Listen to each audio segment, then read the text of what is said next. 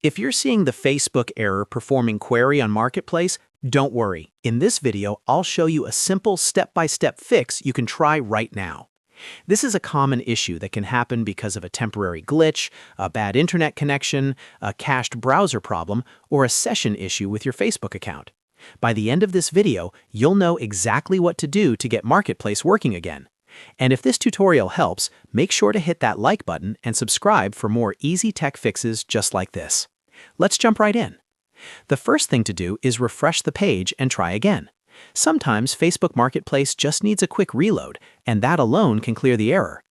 If refreshing doesn't work, check your internet connection. A weak or unstable connection can cause Facebook to fail when it tries to load Marketplace results. Try switching between Wi-Fi and mobile data, or reconnecting to your network to see if that fixes the issue. Next, log out of your Facebook account and log back in again. This can help reset your session and clear temporary login problems that may be causing the error. After that, if you're still getting the message, clear your browser cache and cookies.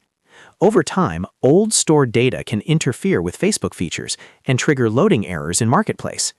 Once the cache and cookies are cleared, close the browser completely, open it again, and sign back into Facebook. Then go back to Marketplace and test it again.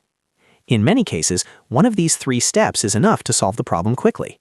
If the issue is still there, give it a little time and try again later, because sometimes Facebook itself may be having a temporary service problem. The key is to go through these fixes in order, because they're quick, safe, and often solve the issue without any complicated steps.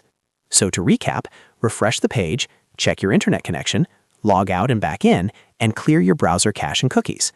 That should give you the best chance of fixing the Facebook error performing query in Marketplace.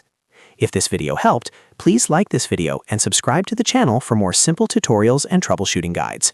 Thanks for watching, and I'll see you in the next one.